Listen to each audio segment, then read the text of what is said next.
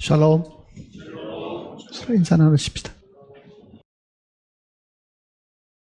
주일보다는 수요일날 분위기가 나았습니다. 제 마음에도 그런 생각이 들고요. 또 말씀 전하기도 어떤 면에서는 더 편하다고 생각이 되어집니다. 아마 사모하는 심령을 가지고 참석하셔서 그랬을지도 모르겠습니다. 주일날 오시는 분들은 의무적으로 오시는 일들도 있긴 하겠지만 그래도 수요일날 오시는 분들은 마음에 간절한 사모함이 더하기 때문에 또 그런 마음을 가지신 분들이 모였기 때문에 분위기가 훨씬 더 말씀 전하기가 더 좋다고 제가 늘 느끼고 있습니다. 우리가 잘 알고 있는 내용을 오늘 다시 한번 생각을 해보려고 합니다. 빌립보 간수가 그 옥에 지진이 나고 옥문이 다 열리고 한 그 상황을 보고 그 안에 갇혀있던 죄수들이 다 달아나는가 싶어서 자결을 하려고 생각을 했습니다. 죄수가 달아나면은 그걸 지키고 있던 이 간수들은 이 사형을 시키는 것이 그 당시 로마의 법이었습니다. 그러니 죄수가 달아났으면은 내가 어차피 죽을 테니까 내가 차라리 자살하는 것이 낫다 이렇게 생각한 거죠. 죽으려고 할 때에 사도 바울이 말기잖아요. 우리가 다 여기 있으니까 자기를 하지 말아라. 그러니 놀란 이 간수가 바울에게 선생들이여 우리가 어떻게 하면은 구원을 얻으리까 이렇게 물어보잖아요. 어떻게 하면 우리가 구원을 얻으리까? 아마 그렇게 물은 것은요, 잡히기 전에 그 독리 그 시에서 늘 이제 예수를 믿고 구원을 받으라고 아마 전했던 그 이야기를 은연중에 들었을 겁니다. 그러니 이제 그 내용을 다시 물어본 거거든요. 우리가 어떻게 해야 구원을 얻으리까? 바울은 주 예수를 믿으라. 그래야만 너와 내 집이 구원을 얻으리라. 이렇게 간단한 말로 대답을 했습니다. 근데 그 말 한마디 가지고 그 간수나 그 간수의 그 가족들이 다 구원을 받았다라고 믿지는 사실 않습니다. 성경은 한 구절 그 내용 속에는 많은 이야기들이 그 내포되어 있거든요. 그러니 적어도 그 믿는다고 하는 그 내용을 아마 구체적으로 굉장히 상세하게 가르쳐 주었을 겁니다. 그 구절을 잘못 이해하는 사람은 이렇게 생각합니다. 주 예수를 믿으라 그리하면 너와 내 집이 구원을 얻으리라 했으니까 내가 믿었으니 나머지 우리 가족들은 구원을 받게 될 것이다. 지금은 구원을 못 받았지만은 언젠가 구원은 받게 될 것이다. 이렇게 잘못 이해하는 사람들도 가끔 있습니다. 근데 그 뒤에 내용을 읽어보면요. 간수장만 말씀을 들은 게 아니고요. 온 가족을 다 불러놓고 다 말씀을 듣고 다 함께 믿었습니다. 그래서 구원을 받은 거죠. 그러니 한 가족이 구원을 받았는데 가족 중에 한 명이 구원을 받았는데 만일 그 사람이 이 가장이라고 한다 하더라도요. 가장이 구원받으면 나머지 사람들은 다 구원을 받게 되느냐? 그런 일은 사실 생기지 않습니다. 근데 가끔은 그 구절 때문에 사람들이 질문을 하기도 하고 왜 우리 가족은 구원을 못 받는가 이렇게 의아하게 생각하는 사람도 있습니다. 그래서 예수 그리스도를 믿는다 하는 그 믿음, 정확하게 그 주님을 믿는다고 하는 것이 무엇을 두고 하는 이야기냐? 어떻게 우리가 그 말씀의 뜻을 알고 우리도 그렇게 믿느냐? 그 부분을 다시 한번 생각을 해 보려고 합니다. 이 이야기를 하려고 하면은 우리는 믿음이라는 그 단어가 처음 쓰여진 그 성경을 먼저 생각을 해 봐야 됩니다. 그건 창세기 15장입니다. 아브라함이 하나님을 믿음에 그러잖아요. 아브라함이 하나님을 믿음에. 그러니 그 믿음하는 그 말이 혹은 믿는다는 그 말이 최초로 등장하는 것이 창세기 15장 6절입니다. 그러니 믿음을 제대로 이해하려고 하면은 아브라함이 믿었던 그 믿음을 정확하게 알고 있어야 되는 거죠. 그게 믿음의 처음 시작이니까. 그럴 거 아니에요. 그러니 아브라함이 하나님을 어떻게 믿었느냐? 그때 믿으면 어떻게 된다고 하나님이 말씀하셨다고 하면은 그 믿음이 최초에 하나님께서 우리에게 가르쳐 주신 믿음이고, 그 아브라함의 믿음이 오늘 모든 믿는 사람들이 동일한 방법으로 믿고 있어야 된다, 그 얘기죠. 동일한 방법으로 믿고, 즉 아브라함이 하나님을 믿었던 방법대로 믿어야 우리도 구원을 정확하게 받을 수 있다. 그러니까 그 아브라함의 믿음에 대한 거는 별로 생각지를 않고, 예수 믿으세요, 예수 믿고 천국 갑시다, 예배당에 나오세요, 뭐 종교적인 어떤 삶 속에 끌어놓고 그거를 만일 우리가 믿음이라고 가르친다고 하면 그거는 종교에 귀한 것이지 정말 하나님에 대한 믿음이 아닐 수도 있다 하는 이야기입니다. 그러니 부모 따라가지고 기독교인이 되는 경우도 있고, 부모가 기독교인이니까 그 자식도 어릴 때부터 자연적 기독교의 교육을 받고 성경을 전해 듣고 그 종교적인 예식에 참석하고 하다 보니까 아주 아름다운 종교인이 되었다 하더라도 그 종교인을 과연 믿음을 가졌다라고 표현하는 것하고 같으냐? 그렇지는 않다는 이야기입니다.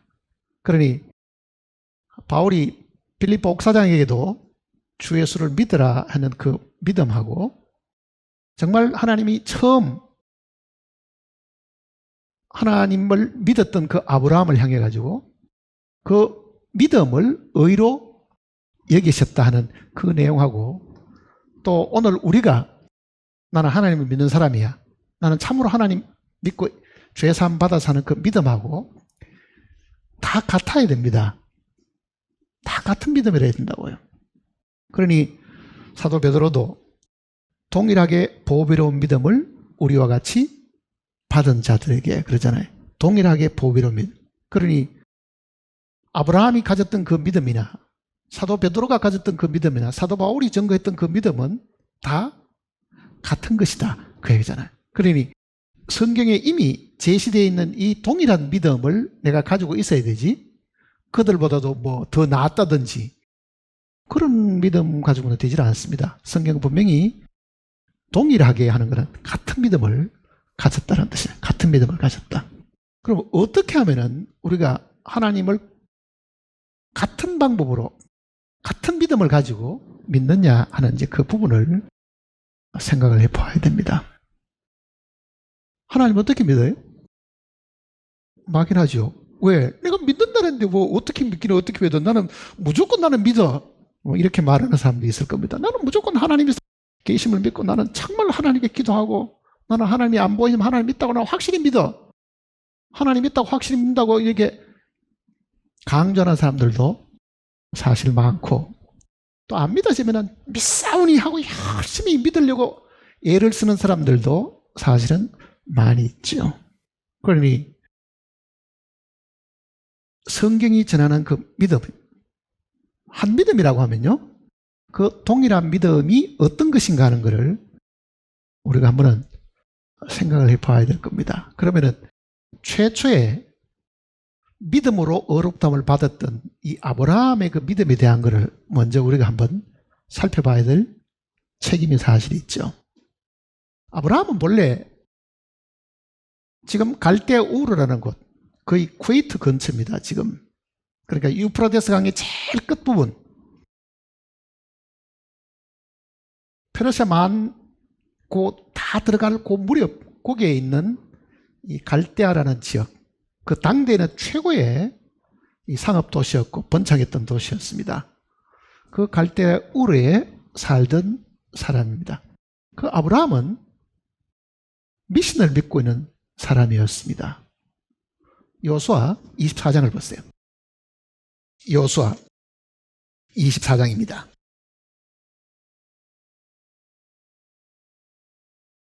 2절입니다. 24장 2절. 여호수아가 모든 백성에게 이르되 이스라엘의 하나님 여호와께서 이같이 말씀하시기를 옛적에 너희 조상들 곧 아브라함의 아버지 나홀의 아버지 데라가 강 저쪽에 거주하여, 여기서 말하는 강은 유프라테스 강입니다. 그러니까 갈대아 우르가 있는 지금 이라크죠. 그 유프라테스 강 동쪽에 살았는데 그 얘기잖아요. 저쪽에 거주하여 다른 신들을 섬겼으나, 그러니 그 아버지가 우상을 만들어서 파는 우상 장수인데 거기에 아들이 지금 여기 아브라함도 있고 나홀도 있죠. 그 형제간이잖아요. 나홀하고는 형제간인데 3절 보세요. 내가 너희의 조상 아브라함을 강 저쪽에서 이끌어내어 가나안 온 땅에 두루 행하게 하고 그의 씨를 번성하게 하려고 그에게 이삭을 주었으며, 그러니까 아브라함이 어떤 사람이었느냐 하는 것을 지금 먼저 이야기하고 있는 겁니다. 아브라함은 갈대아 우르에 살 때는요, 이 창조주 하나님을 몰랐습니다. 우상을 섬기고 살던 사람이고, 그 아비는 그 우상을 만들어서 장사해가지고 돈을 많이 벌던 그런 사람이었습니다. 그러니 하나님을 믿는 사람을 불러낸 게 아니고 하나님을 모르는, 즉 귀신을 섬기거나 우상을 섬기는 사람을 하나님이 부르는 거죠. 자, 우리는 이 내용을 한번 잘 생각을 해봐야 되는데요. 예수 그리스도가 오신 데를 기준해서 아담 같으면요, 약 한 4,000년 전의 사람입니다. 그게 반 정도 되는 BC 한 2,000년 경쯤 되면은 아브라함이 등장합니다. 아브라함이.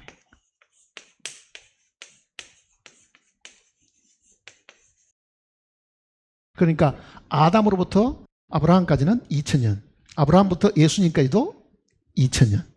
이 사이에 1,000년에 끼어 있는 사람이 다윗입니다. 그러니까 다윗은 예수님 1,000년 전의 사람입니다. 이 사이는 다윗이 여기 들어있습니다. 다윗.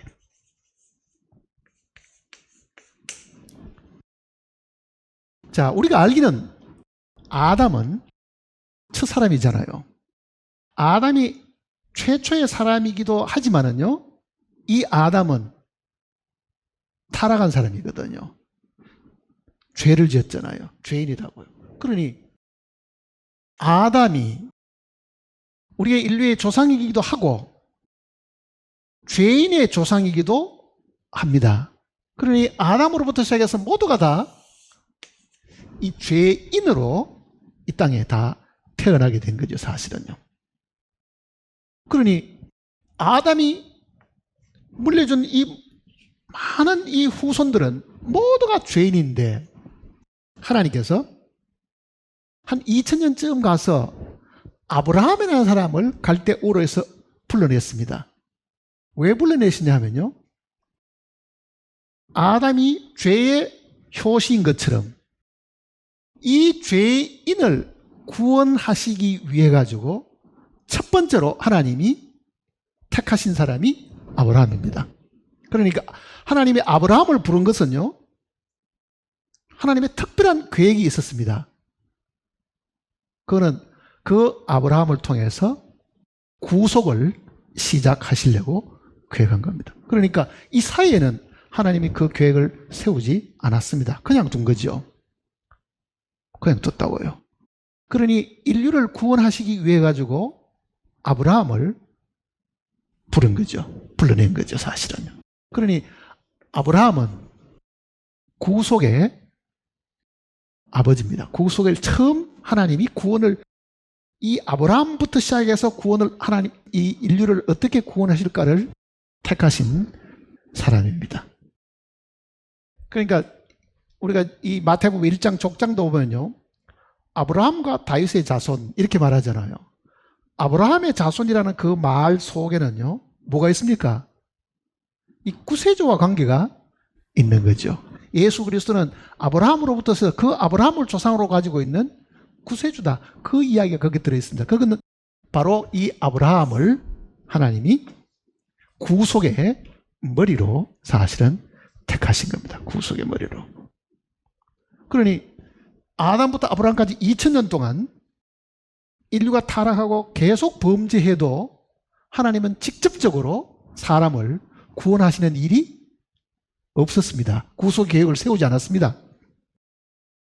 그러니까 아브라함을 통해 가지고 하나님이 구속의 계획을 세우셨어요. 그러면 하나님이 특별히 이 아브라함을 택하셨을 때는 뭔가 아브라함에게도 특별한 어떤 목적을 두고 어떻게 이거를 하나님이 이루어야 될 건가를 생각하셨겠죠, 사실은요. 그러니 하나님이 직접적으로 아브라함에게 나타내 보이신 겁니다. 그러니까 아담부터 시작해서 아브라함 그 사이에 하나님이 자기 모습을 직접적으로 보여주면서 하나님의 계획과 뜻을 설명한 것은 아브라함이 최초의 사람입니다. 그러니 이 사이에는 하나님이 직접 자기 모습을 드러내지 않았습니다. 사장전 7장을 보시면요. 사장전 7장. 1절입니다. 7장 1절. 대제사장이 이르되 이것이 사실이냐? 스데반이 이르되 여러분 부형들이여 들으소서. 우리 조상 아브라함이 하란에 있기 전에, 하란은 터키이잖아요. 지금 터키의 그 밑에 있는 부분이 하란입니다. 그러니까 이 갈대아 우르에서 이 터키까지 올라와야 되죠. 올라왔다가 다시 이렇게 내려와야 되니까요. 그 하란에 있기 전에 메소포타미아에 있을 때, 이 메소포타미아가 갈대아 지역이잖아요. 메소포타미아라는 게. 그게 그 메소포타미아에 있는 갈대아 우르거든요. 그러니 하란에 있기 전 메소포타미아에 있을 때, 갈대아 우르에 있을 때 그 말입니다. 뭐라고 되어 있습니까? 영광의 하나님이 그에게 보여 그러잖아요. 그러니 아담 이후에 처음으로 하나님이 자기를 아브라함에게 나타내 보이신 겁니다. 아브라함 나타내 본 거예요. 그러니 아브라함의 이 부르심은 굉장히 중요한 뜻이 있는 거죠. 구속을 하나님이 계획하신 겁니다. 사실은요. 구속을 계획하신 거예요. 우리는 아브라함을 찾아온 그 세 명의 천사에 대한 이야기도 기록되어 있잖아요. 성경에도. 그 세 명의 천사 중에 한 명은 성육신 하시기 전에 예수님입니다. 예수님이라고. 하나님 자신이라고 사실은요. 그러니 요한복음 8장은 아브라함은 나에게 이렇게 하지 않았다. 아브라함하고 예수님하고 언제 만났어요? 그건 창세기 이야기입니다. 사실은요. 아브라함은 나에게 이렇게 하지 않았다. 그러니 이 아브라함이 만난 하나님, 하나님이 자기를 보여가지고 계시를 할 정도가 되었으니까 아브라함이 어떻게 되겠어요? 이거는 보통 문제가 아니죠. 직접 하나님이 자기를 나타내 보이시면서 하나님이 자기의 뜻을 설명을 해주는 거잖아요. 자, 그러면은 하나님이 아브라함을 불렀을 때에 그 아브라함의 상태가 어떤 사람이었을까요? 아버지가 우상장수고 미신을 믿고 있었으니 그도 분명히 그 영향을 굉장히 많이 입었겠죠. 그런데 성경은 그렇게 표현하지 않고 이렇게 표현합니다. 느헤미야 9장을 한번 보세요. 느헤미야 738페이지입니다. 구약성경 738페이지. 9장 7절입니다. 주는 하나님 여호와시라. 옛적에 아브라함을 택하시고 갈대아 우르에서 인도하여 내시고 아브라함이라는 이름을 주시고 그의 마음이 주 앞에서 어떻다고요? 충성됨을 보시고 그와 더불어 언약을 세우사. 그러니 이 아브라함의 이 마음이 굉장히 충성스러운 사람이다. 신실한 사람이었다. 이제 그 이야기를 하나님이 하시는 거잖아요. 신실한 사람이었다. 아브라함. 신실했기 때문에 하나님이 아브라함과 언약을 맺었다. 이렇게 지금 설명하는 겁니다. 그러니까 아브라함의 선택은 하나님이 보실 때에 하나님 보시기에도 사람이었습니다. 신실한 사람인 거죠. 거짓말쟁이거나 뭐 노름판에 뭐 굴던 사람이거나 이러지 않고 참된 하나님은 모르기는 해도 그 마음이 신실했다. 그 뜻입니다. 충성스럽다 말하는 굉장히 신실했다. 믿을만했다. 그 얘기잖아요. 믿을만했다. 자, 그 아브라함을 하나님이, 자, 이스라엘 지도를 이렇게 보면 터키가 이렇게 있고 아프리카 대륙이 있으면은 갈대우르라는 데는 여기입니다. 유프라데스강 티그리스 강이잖아요.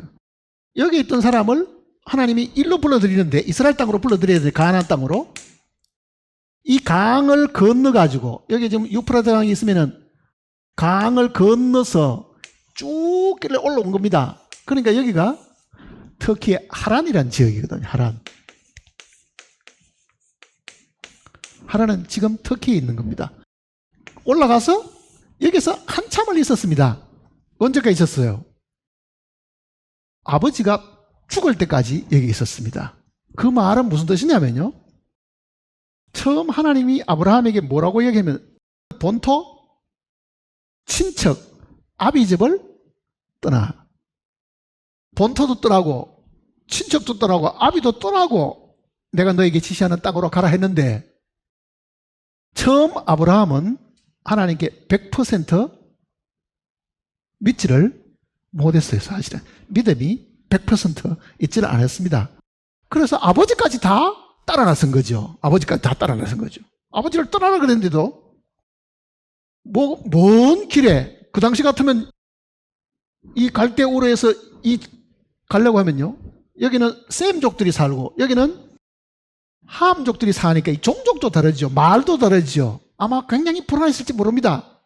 하나님이 나타난 그 이야기를 아버지에게 이야기했더니 아버지도 굉장히 신기하게 생각하고, 그럼 나도 같이 가마 하고 따라 나선 거죠. 사실은요. 그러나 사실은 하나님의 뜻은 어디 있습니까? 너 아비는 따라와서 될 일도 아니고, 그 이야기입니다. 본토 친척 아비 집을 떠나. 그러니 하란까지 올 때는 아버지까지 있었는데요, 또 하나 더 따라온 건 누굽니까? 조카 롯도 따라온 겁니다. 사실은요. 그것도 떼놓고 와야 되는 거죠. 근데 아브라함이 처음 하나님 말씀을 들었을 때는요, 100% 순종을 하지는 못했습니다. 여기서 이제 아비가 죽고 그 조카를 데리고 여기까지 들어옵니다. 근데 그 조카도 말씀꾼이잖아요, 롯이. 그래 결국은 롯은 어디로 갑니까? 소돔과 고모라 쪽으로 쭉 내려가 버렸죠. 떨어져 나가 버렸죠. 그 다음에 아브라함이 혼자 있게 되는 상황이 됩니다. 자, 여기서 여기까지 오는 동안에 굉장히 많은 시간이 걸렸습니다. 지금 창세기 15장 이야기는 아브라함이 86세가 됐을 때 이야기입니다. 86세. 그러니까 창세기 15장 이야기는 본토 친척 아비 집을 떠나라는 이야기의 한참 후의 이야기라고요. 한참 후의 얘기. 그러니 여기서 여기까지 오는 동안에 아브라함은 하나님을 100% 믿지는 못했습니다. 100% 순종을 하지를 사실은 못했다고요. 사실은. 근데 이 땅에 들어와서 롯도 떠나고 하나님께서 약속을 하시는 거잖아요. 창세기 15장을 보세요. 이제 15장 1절입니다. 이후에 여호와의 말씀이 환상 중에 아브라함에게 임하여 이르시되, 아브라함아 두려워하지 말라. 나는 내 방패요 너의 지극한 큰 상급이니라.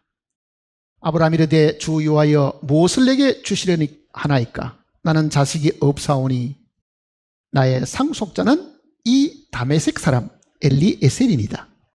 아브라함이 또 이르되 주께서 내게 실을 주지 아니하셨으니 내 집에서 길린 자가 내 상속자가 될 것이니이다. 여호와의 말씀이 그에게 임하여 이르시되 그 사람이 내 상속자가 아니라 내 몸에서 날 자가 내 상속자가 되리라 하시고. 자, 지금 이 이야기를 들을 때는요, 나이가 86세나 됐습니다. 근데 자기가 가만히 생각해도 내가 86세가 될 때까지 자식이 없었으니 앞으로는 더 불가능하지요. 사실은요. 지금 젊을 때부터 지금까지도 애를 못 낳았는데 나이가 더 들으면 더 올 가능성은 희박한데, 하나님은 그에게 전혀 예상치도 못한 이야기를 한 겁니다. 그게 네 집에서 길리온 자가 네 상속가 아니고 네 몸에서 날 자가 네 상속자다. 자, 그때 그 아브라함의 상태는 자기도 애를 놓을 수 없는 상황이지만은요, 사라도, 그 안에 사라도 경수가 이미 끊어졌고 애를 놓을 수 없는 그 상황입니다. 그러니까 자기를 봐도 불가능하고 옆에 있는 환경을 봐도 불가능하지요. 아이를 생산하는 것은 100% 불가능한 상황인데 하나님은 네 몸에서 날짜가 네 아들이 되고 네 상속자가 된다. 자, 그때를 한번 생각해 보세요. 내가 아직도 정력이 남아있고 하면은 그래, 하나님의 말씀이 믿을만 하다. 왜? 나도 아직도 정력이 있으니까. 내 처도 아직도 팔팔하고 그러면은 예, 기다리겠습니다. 지금까지는 뭐 애를 못 가졌지만은 하나님이 주신다고 하면 기다리겠습니다. 이렇게 되겠지만은요, 하나님의 그 약속을 듣고도 가만히 생각하면 어때요? 이건 불가능한 거예요. 이 내용을 로마서는 더 자세하게 우리에게 설명을 해줍니다. 로마서 보세요. 4장을 보시면요, 17절입니다. 기록된 바 내가 너를 많은 민족의 조상으로 세웠다 함과 같으니 그가 믿은 바 하나님은 죽은 자를 살리시며 없는 것을 있는 것으로 부르시느라. 아브라함이 바랄 수 없는 중에 바라고 믿었으니 이는 내 후손이 이와 같으리라 하신 말씀대로 많은 민족의 조상이 되게 하려 하십니다. 그가 100세가 되어 자기 몸이 죽은 것 같고 사라의 태가 죽은 것 같음을 알고도 믿음이 약하여지지 아니하고. 자, 86세의 약속을 받았는데도, 그리고 100세가 될 때까지도 시간을 하나님께서 더 끌지요. 아니, 지금도 늦은데 앞으로 가면 더 불가능할 텐데도 100세가 될 때까지도 어떻단 이야기입니까? 믿음이 약해지지 아니하고. 자, 아브라함이 믿었던 믿음이 뭔가 한번 보세요. 아브라함이 뭘 믿었어요?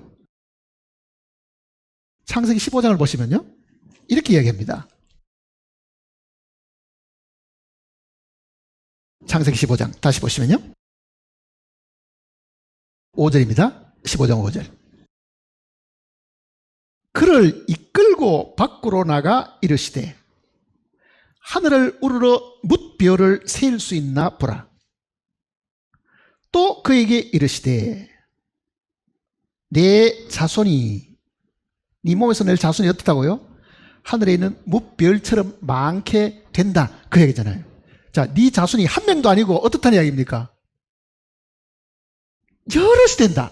셀솥을 하늘의 별처럼 굉장히 풍성하고 많이 생겨나게 된다, 이렇게 약속한 겁니다. 한 명을 주겠다가 아니라 네 후손은 하여튼 셀 수 없을 정도로 많이 주겠다.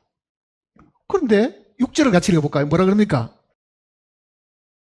아브라함이 여호와를 믿으니 여호와께서 이를 그의 의로 여기시고. 자, 여기 이 구절을 잘 한번 생각해 보셔야 됩니다. 아브라함이 뭘 믿었어요? 뭘 믿었어요? 네 자손이 하늘의 별과 같이 많게 된다 하는 그 하나님의 말씀을 믿은 거죠, 사실은요. 말씀. 이게 지금 구약에는 약속입니다. 약속을 믿은 거죠. 네 자손이 하늘의 별같이 많게 된다, 그 하나님의 약속을 믿었더니 이거를 그의 의로 여기시고 그러잖아요. 그의 의로 여기시고. 자, 한번 생각해 보세요. 오늘 우리가 어떤 사람에게 복음 전하다 보면요, 이렇게 이야기합니다. 그게 복음 구절이냐, 그게 죄사함의 구절이냐, 이렇게 물어본다고요. 이게 죄사함 구절입니까? 네 자손이 하늘에 있는 별과처럼 많아진다 하는 이 말을 믿었더니 그가 하나님 앞에 어렵담을 받았습니다. 너 죄 없다, 그 말이잖아요. 이 구절이 죄사함의 구절이냐고요. 그러니까 가끔 복음 전하면은, 또 어떤 사람이 구원받다고 간증하면요, 그 복음 구절이 아닌데 그 구절을 가지고 어떻게 구원을 받지? 이렇게 되묻는 사람도 가끔 있습니다. 그러면 아브라함이 어렵담을 받은 거는 죄사함 받은 건데, 정결케 되었던 이야기인데, 네 자손이 하늘에 있는 별과 같이 많게 돼도 그 구절을 받아들이는데 하나님이 그 사람 보고 야, 네 믿음이 크다 그 말도 안 하고 뭐 한다고요? 그 믿음을 그의 의로 여기셨다. 이게 무슨 뜻이겠어요? 그러면요. 그럼 우리도 이 구절 가지고 아브라함은 복음 구절 가지고 구원받은 것도 아니야 이렇게 이야기하잖아요. 사실은요. 아브라함이 믿은 거는 하나님이 네가 충성스러우니까 내가 네 죄를 다 용서하마. 그랬더니 아브라함이 믿었다 그러면은 요즘 같으면은 딱 우리가 생각하는 계산대로 딱 맞지요. 근데 그가 믿은 거는 복음 구절하고는 얼토당토 이야기를 믿은 거예요. 사실은요. 이 짧은 이 구절을 우리가 보면 오해할 수 있는 부분도 사실은 많습니다. 그러면은 만일 빌립보 옥사장이 믿고 구원을 받았다고 하면 그는 뭘 믿었겠는가? 바울이 전하는 것은요, 주 예수를 믿으라 그러잖아요. 주 예수를 믿으라. 우리가 말하고 싶은 거는 뭡니까? 네 죄가 다 사해졌다는 이 구절을 믿으라 이렇게 말하고 싶지 우리는.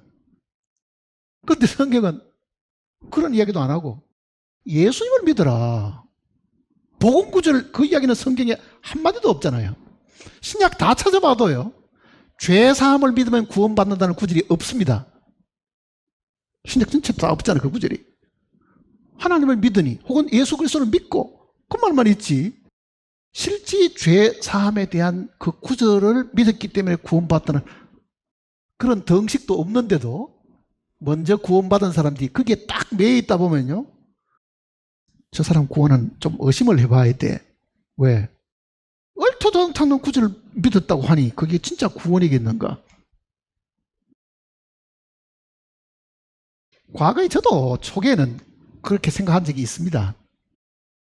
근데 일본에 드라이 클리닝을 처음 개발한 사람이 있죠. 처음 그 고안회가 만든 사람. 그 사람은 창세기 1장 1절 가지고 구원받은 간증이 있어요. 태초에 하나님이 천지를 창조. 그 구절을 읽고 너무 마음에 충격을 받은 거예요. 그리고 그거 어떻게 하나님을 믿게 되는가 상상이 스러운 거예요. 그러면은 그거 하나님을 어떻게 믿었을까요? 자, 우리는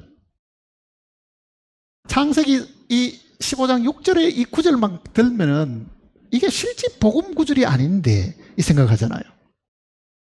우리의 이 이해가 미치지 않는 어리석음 때문에 성경은 이거를 굉장히 상세하게 가르쳐 준 데가 있습니다. 다시 로마 4장을 보세요.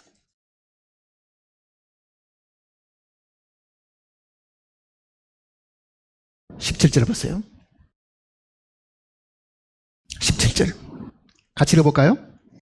기록된 바 내가 너를 많은 민족의 조상으로 세웠다 하심과 같으니 그가 믿은 바 하나님은 죽은 자를 살리시며 없는 것을 있는 것으로 부르시니라. 이 구절이 답입니다. 아브라함이 믿은 하나님은요, 아브라함이 이 구절만 믿었다 그 말이 아닙니다. 이 구절을 통해가 뭘 믿은 겁니까? 굉장히 중요한 걸 믿은 거죠. 아브라함이 믿은 하나님은 첫째는 뭐라 그랬습니까? 죽은 자를 살리시며. 그게 뭡니까?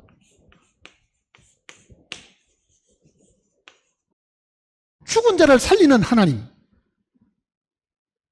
그 다음 또 뭐라 그랬어요? 없는 것을 있는 것으로 부르는, 그 말이 무슨 말이에요? 무에서 유를 창조하시는 분, 그 말이잖아요.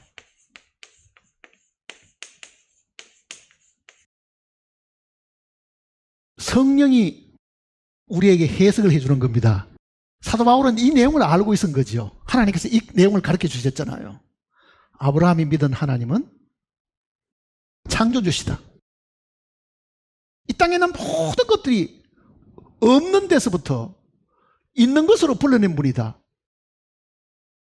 있어라. 말 한마디로 없던 빛이 생겨났다. 그 이야기잖아요, 사실은요.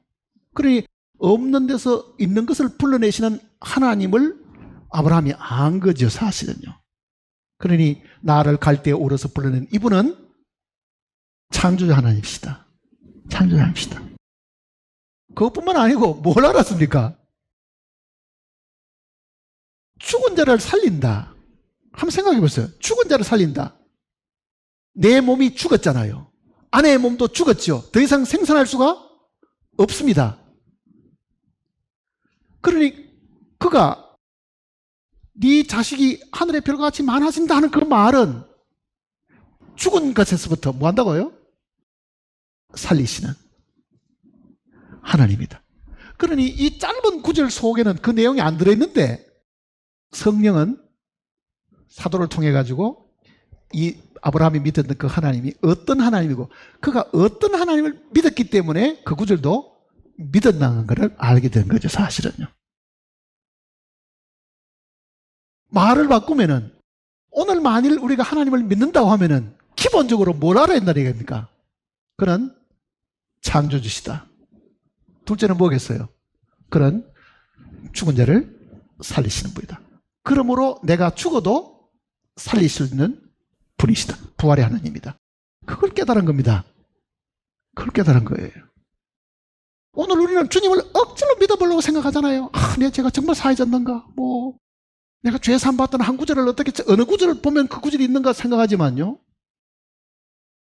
그 모든 그 구절보다도 더 중요한 것은 하나님에 대한 인식이 아브라함에게는 분명히 있었죠. 나를 부르는 하나님은 창조주 하나님이고 내가 죽는다 하더라도 죽음에서부터 나를 건져내실 분이신데 내 몸이 이미 다 생산할 수 없을 만큼 죽어 있지만은 내 안에서 아들을 생산시킬 수 있는 능력을 갖추신 분이다. 그걸 믿었다는 이야기잖아요. 그걸 믿었다는 이야기잖아요. 자, 이 동일한 믿음이 우리에게 있어야 함을 이야기하는 겁니다. 다시 4장 23절 보세요. 그에게 의로 여겨졌다 기록된 것은 아브라함만을 위한 것이 아니요. 자, 창세기 15장 6절은 아브라함만을 위해서 기록된 게 아니다. 누구를 위해서 기록되어 있어요?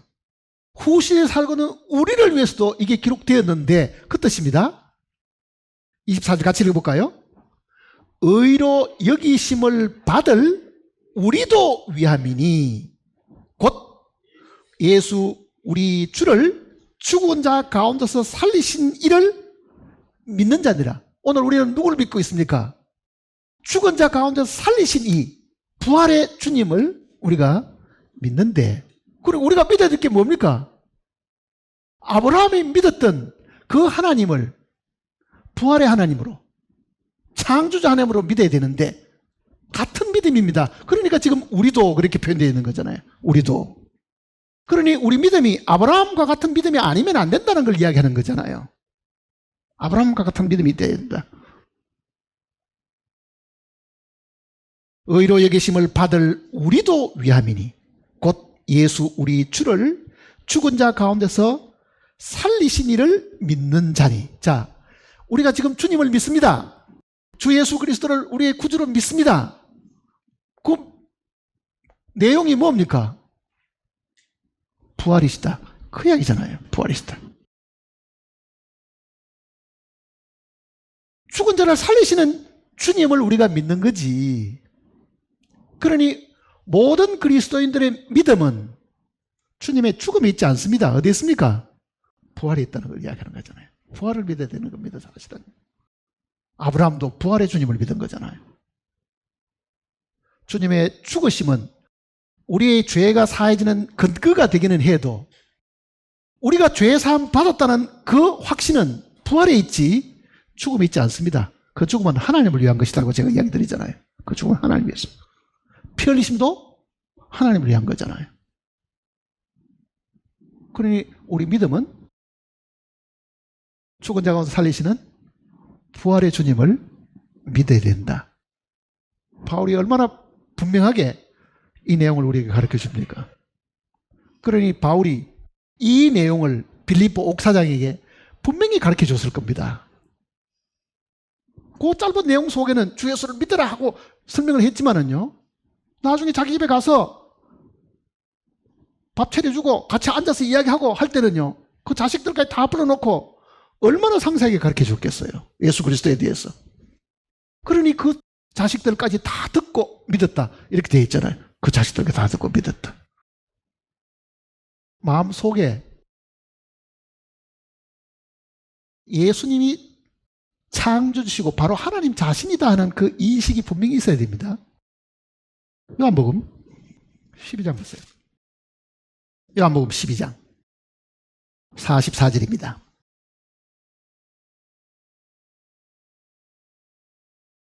44절. 예수께서 외쳐 이르시되 나를 믿는 자는 나를 믿는 것이 아니요 나를 보내신 이를 믿는 것이며 나를 보는 자는 나를 보내신 이를 보는 것이다. 너희가 지금 구약 성경을 통해서 하나님 아버지를 어쩌고 저쩌고 하고 믿고 있다고 말하지만은 그 하나님이 바로 나다. 그 이야기잖아요. 그 나를 본 자는 아버지를 보고 나를 믿는 자는 아버지를 믿는 것이다. 14장도 보세요. 이렇게 이야기합니다. 14장 1절. 1절입니다. 너희는 마음에 근심하지 말라. 하나님을 믿으니 또 나를 믿어라. 하나님을 믿으니 또 나를 믿어라. 그 말은 하나님을 믿었다고 하면 나를 믿어라. 내가 곧 하나님이시다. 그 얘기잖아요. 로마서 9장을 보시면요. 로마서 9장.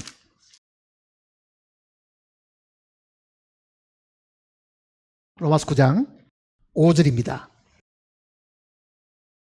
9장 5절. 같이 읽어볼까요? 조상들도 그들의 것이요 육신으로 하면 그리스도가 그들에게서 나셨으니 그는 즉 그 그리스도는 그 말입니다.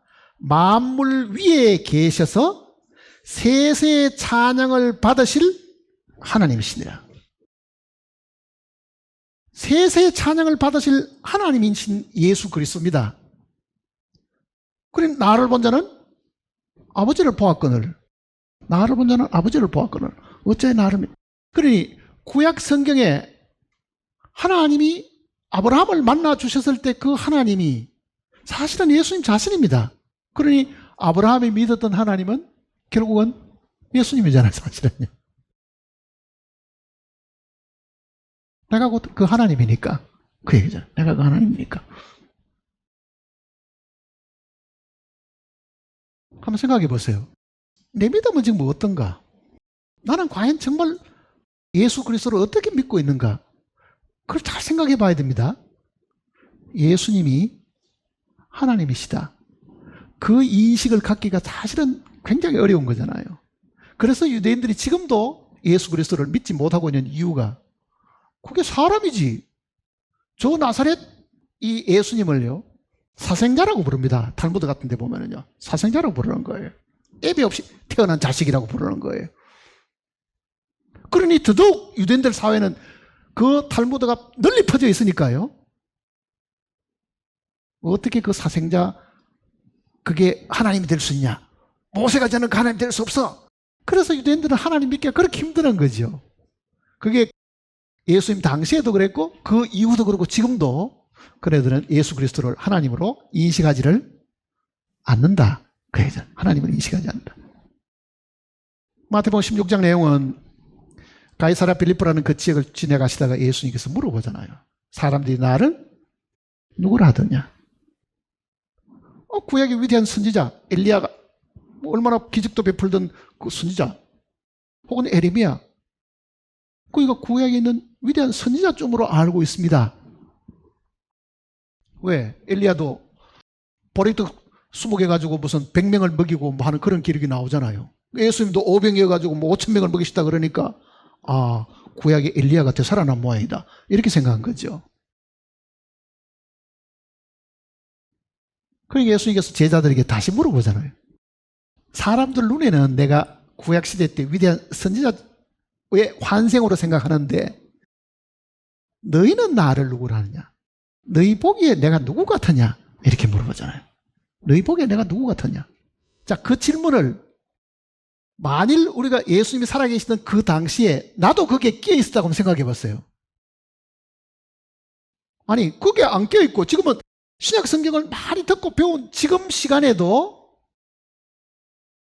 유대 땅 베들레헴에 태어났던 그 나사렛 예수를 너는 도대체 누구라고 생각하느냐 물으면은, 그거를 기가는 사람 붙들고 물으면은, 그분은 정말 구약시대 때 하나님이십니다, 그렇게 말하는 사람이 있겠어요?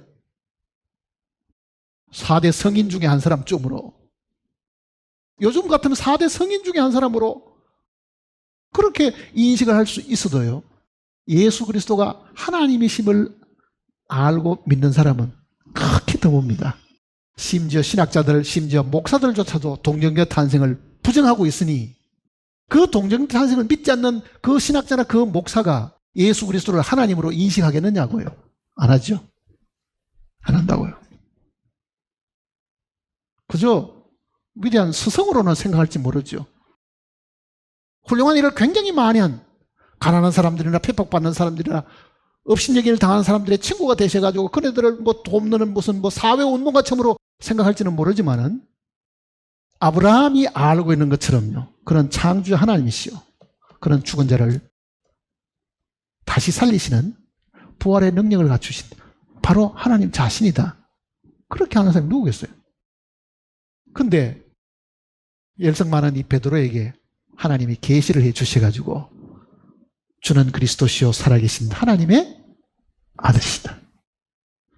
하나님의 아들이라는 말이 뭐예요? 하나님이시다, 그 얘기잖아요. 하나님이 사람 되어 오신 분이다. 베드로는 그게 인식이 된 것은 성령의 계시를 통해서 그걸 알게 된 거잖아요, 사실은요. 자, 하나님이 이 땅에 오셔가지고 하나님이 사람의 몸을 입으시고 하나님이 사람 대신에 죽으신 거잖아요, 사실은요. 자, 그러면 이 구절을 다시 한번 보세요. 이제 하나님을 믿으니, 이거를 믿었더니 요 믿음을 그의 의로 여기셨다.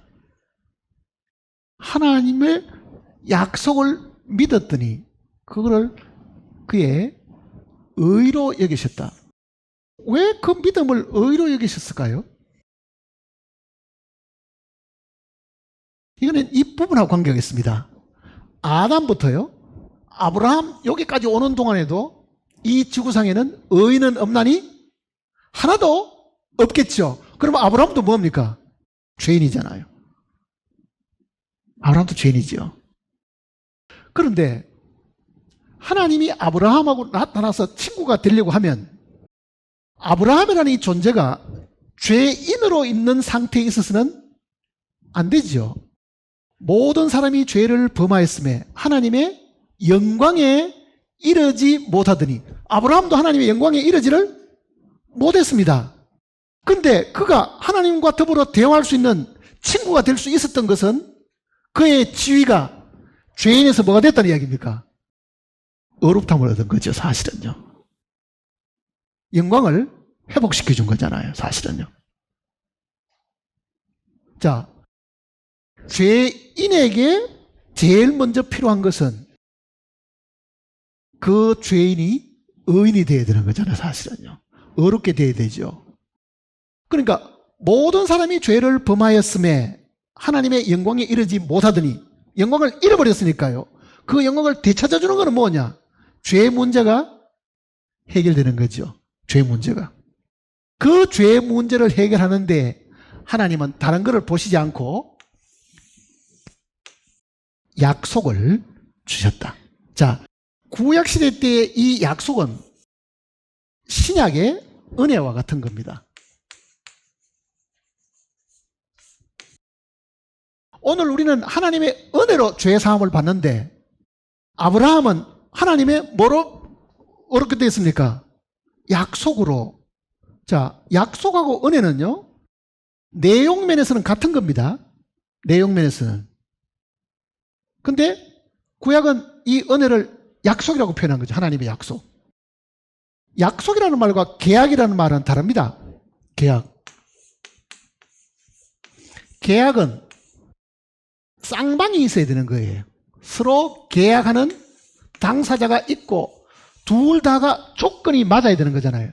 내가 이 집을 니한테 100만 원이 팔마. 너 100만 원 줄래? 그래 100만 원 주마.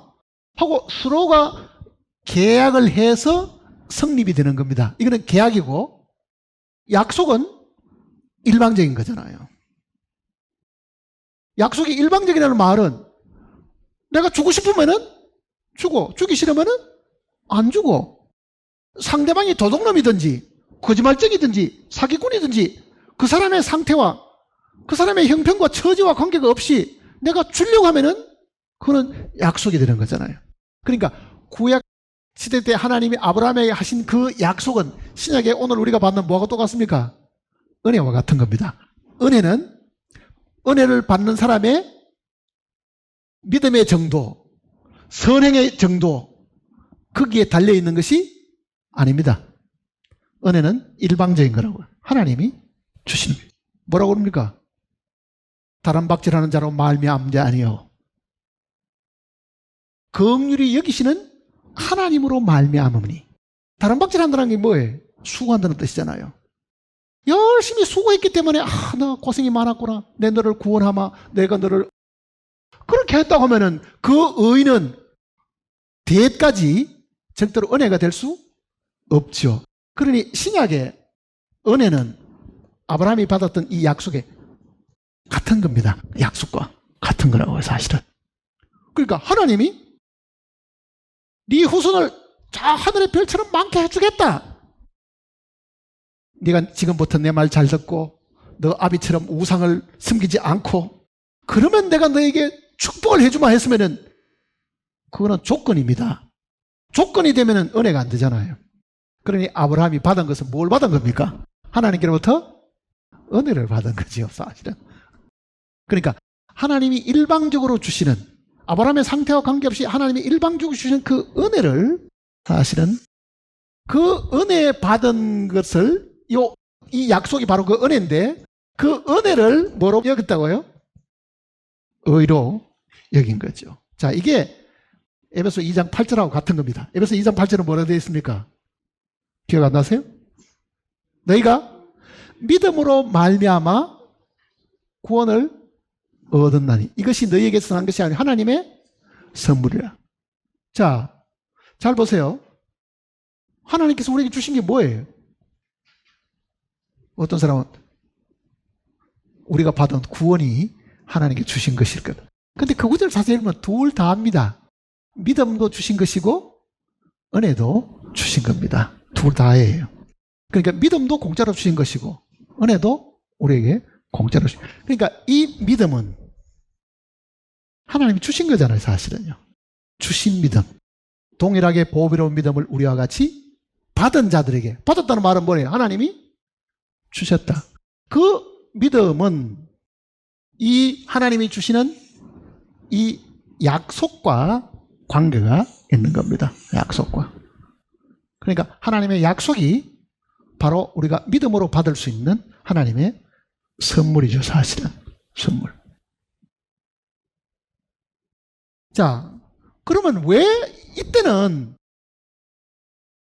죄사함에 대한 이 부분이 없느냐? 아브라함은 뭐 죄사함, 너 이제부터 내가 네 죄를 기억도 않겠다 해가 어렵게 된 것도 아니고요. 하나님이 주시는 그 약속을 그대로 받아들였더니 그 약속을 받은 것을 가지고 의로 여겼죠. 우리도 하나님의 그 약속을 받은 거잖아요. 근데 왜 지금 사람들이 구원받을 때 꼭 이 죄 문제를 계속 들추어내느냐 하면요, 이유가 있습니다. 아브라함 이때는요 아직도 율법이 주어지지를 안 했습니다. 아브라함으로부터 430년쯤 가서 모세가 등장하잖아요. 모세가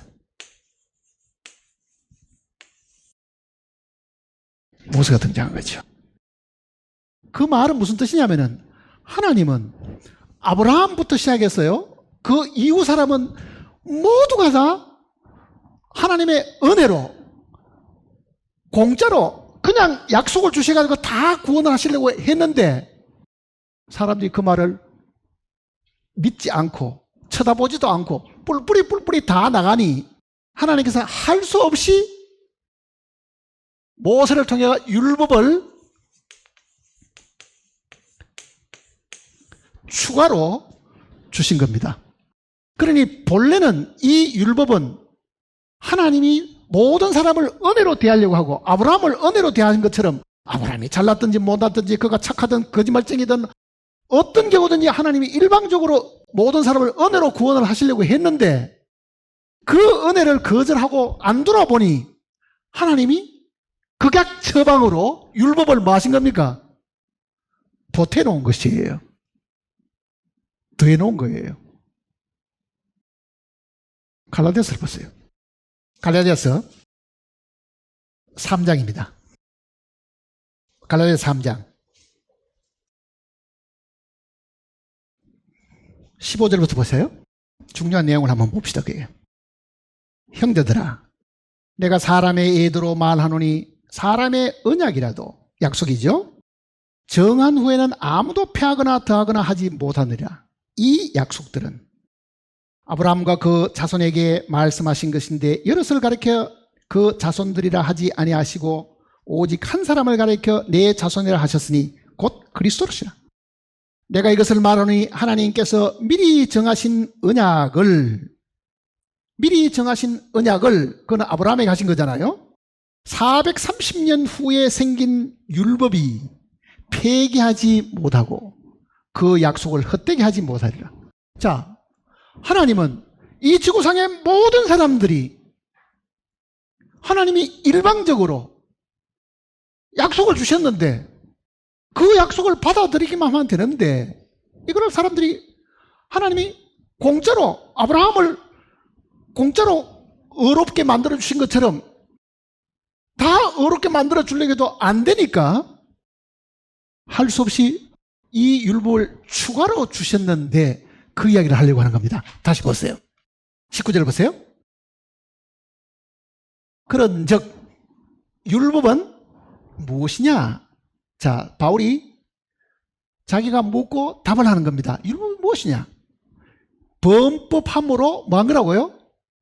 더해진 것이라. 더했다는 말은 뭐예요? 본래는 없던 것인데 추가로 주신 것이다. 그 뜻입니다. 추가로 주신 것이다. 천사들을 통하여 한 중보자의 손을 베푸신 것인데 약속하신 자신이 오시기까지 있을 것이라. 자, 율법은 추가로 더해진 겁니다. 본래 하나님은 인류를 구원하시기 위해서 아브라함을 선택하셨을 때예요. 모든 인류를 은혜로 대하시려고 한 거죠. 일방적으로 약속을 주셔가지고 내가 너를 구원하마, 그걸로 끝인데요. 사람들이 그게 나하고 무슨 상관이 있는데 뿔뿔 다 가니까 그래? 그러면 네 모습 한번 보여줄까? 하고 하늘에서 내린 거울을 내려보내신 겁니다. 그게 율법이라는 얘기죠. 네가 거울 앞에 서서 보고 네 모습이 그대로 있다가 영원한 멸망을 당하고 말 거냐? 아니면 네 모습을 보거든 나한테 돌아와서 나를 믿으라. 그 얘기죠. 그러니까 율법은 본래 하나님이 아브라함을 택할 때는 그 마음속에 들어있지를 않았습니다. 430년 후에 추가로 주신 거죠. 그러니까 죄를 아브라함 시대 때는 율법이 없었으니까 죄를 죄로 깨달은 것이 아니지요. 사실은 그때는 율법이 없을 때니까. 그러면 율법이 없는 아브라함은 율법도 없는데 어떻게 구원받았어요? 죄도 못 깨닫는데. 양심은 있었겠죠. 물론 양심은 있었겠지만 지금 우리가 말하는 그 율법하고는 관계가 없는 거죠. 그러니 오늘 우리가 지금 하나님에 대해서 인식을 잘못하고 있는 거는요, 하나님은 항상 벌 주는 분으로, 하나님은 항상 무서운 분으로, 율법을 주셔가지고 안 지키면 나중에 혼내키는 분으로만 늘 기억하고 있어. 그렇지 본래 하나님이 아브라함에게 나타나실 때도 은혜의 하나님이잖아요. 일방적으로 우리에게 은혜를 베푸시는 하나님으로 나타난 거죠. 그게 하나님의 일방적인 약속이었습니다. 사실은 약속. 그런데도 아브라함이 그 하나님을 인식하기를, 나를 갈대우에서 부르신 그분은 창조주였어. 그분은 죽은 자도 살리시는 능력의 하나님이시다. 내가 지금 죽어도 나를 다시 죽음에서 살리실 분이 있다. 얼마나 놀라운 이야기입니까? 나는 부활이요 생명이니 나를 믿는 자는 죽어도 살겠고 그러잖아요. 죽어도 살겠고. 그 죽어도 살겠고 하는 그 하나님의 그 놀라우신 약속을 우리가 가만히 들으면 어떻습니까? 내가 믿는 하나님은 귀신도 아니고, 내가 믿는 하나님은 나무나 돌로 만드는 우상도 아니고, 내가 믿는 하나님은 바로 천지를 창조하신 분이고 죽은 자를 살리시는 분이시다. 그러니 그런 능력의 하나님을 내가 지금 믿고 있으니 내가 두려울 것도 없고, 설령 내가 죽었다 하더라도 그가 나를, 그 죽음에서 나를 다시 살려서 영원히 죽지 않게 하시는 분이시다. 그러니까 우리의 이 믿음은 하나님이 하신 말씀을 붙들고 있어야 됩니다. 아브라함도 하나님이 하신 그 말씀을 붙들고 있었는데, 처음에는 아브라함이 처음부터 하나님 앞에 어렵담을 얻은 것이 아닙니다. 그렇잖아요. 처음에는 택함을 입었죠. 나중에 어렵담을 얻은 겁니다. 사실은. 로마서 8장을 보시면요, 8장 30절입니다. 8장 30절.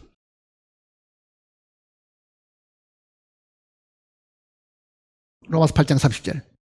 또 미리 정하신 그들을 또한 부르시고, 부르신 그들을 또한 의롭다 하시고, 의롭다 하신 그들을 또한 영화롭게 하셨느니라. 그러니 아브라함이 처음 부름을 받았을 때는요, 아직도 하나님이 그를 의롭다고 말하지 않았습니다. 의롭다함을 받은 것은 이 가나안 땅에 들어왔을 때입니다. 들어왔을 때, 다 들어왔을 때 이야기예요. 온전한 순종이 있은 그 이유잖아요, 그게. 그러니 혹시 처음에 예수 믿겠다고 예배당에 첫 발을 들인 사람이 있다 하더라도요, 그때 뭣도 모르고 그저 뭐 예수 믿기로 마음 먹고 다른 사람들 다 따라가니까 나도 한번 어찌할 데가 없으니까 예수 믿어야 되겠다고 마음 먹고 온 사람도 어느 날 정말 하나님의 이 은혜를 깨닫고 어렵담을 얻는 때가 오지요. 뭐 저 같은 경우도 무슨 장로교에 오랫동안 다니다가도 늦게서 이제 구원받는 그런 어떤 일들이 생기는 것처럼, 주님을 믿는 우리 모두가 마음속에 이 믿음에 대한 이 부분들을, 무엇을 어떻게 믿는가, 하나님을 우리가 어떻게 인식하는가, 이 부분들을 깊이 잘 생각해서 제대로 알고 믿으셔야 된다. 그 내용을 이야기 드리는 겁니다. 우리가 이 진리에 대해서 명확한 지식이 없으면요, 미혹된 가르침에 쉽게 넘어갑니다. 내가 잘 모르고 있으면 어떤 사람이 새로운 이론을 퍼뜨려 놓으면요, 그것도 일리가 있네, 이렇게 되잖아요. 일리가 있네. 그러니 적어도 분별을 하려고 하면은 내가 먼저 올바른 지식을 가지고 있어야 됩니다. 복음을 모를 때는 듣고 깨달아야 될 것이 있지만은요, 이 복음의 이 진리를 깨닫고 난 이후에는 이 복음의 지식을 분명히 많이 가지고 있어야 됩니다. 축적을 하고 있어야 되는 거예요. 그래서 세상의 어떤 헛된 가르침들이나 거짓된 가르침에 우리가 속아 넘어가지 않고 하나님께서 우리에게 주신 이 말씀대로 하나님을 믿을 수 있게 될 겁니다. 기도하시겠습니다. 아버지 하나님, 우리는 날 때부터 죄인들이었습니다. 소망이 없고 참으로 우리는 왜 사는지도 모를 만큼 마음의 갈등과 괴로움 속에서 살던 사람들이었습니다.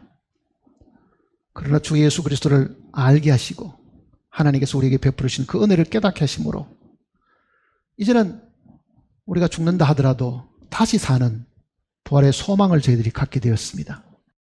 이 놀라운 소망은 주님께서 우리에게 주셨고 주님이 친히 죽은 자 가운데서 부활하심으로 이 혜택을 우리에게까지도 주셨습니다. 이 놀라운 축복을 받은 우리 모두가 주님을 마음속에 깊이 생각하고 감사하고 항상 찬양하고 이 은혜를 잊지 않고 살게 하시고 이 놀라운 은혜를 우리 이웃들에게도 널리 전파해서 그들도 동일한 하늘의 놀라운 복을 받고 살아갈 수 있도록 우리를 격려하시고 일깨워 주시고 인도해 주실 것을 간구드립니다. 말씀을 함께 들은 모든 심령들이 아는 데 그치지 않고 믿음과 그 말씀을 행동으로 표현하고 살아있는 믿음이 되어서 우리 주변의 많은 영혼들이 주님께로 인도를 받도록 주님 우리를 일깨워 주시옵소서. 우리 주변을 둘러볼 때는 정말 희망이 없는 일들이 너무나 많고 언제 주님이 오실지 우리의 마음은 항상 하늘을 향하고 있지만 주님께서는 그 약속을 분명히 어기지 않으시고 다시 이 땅에 오심으로 하나님의 영원한 뜻을 이 땅 위에 세우시고 주님이 친히 통치하시는 나라를 세우실 것을 저희들이 확실히 알고 있습니다. 우리의 간절한 기도는 주 예수께서 이 땅에 어서 오십시오 하는 그 기도뿐입니다.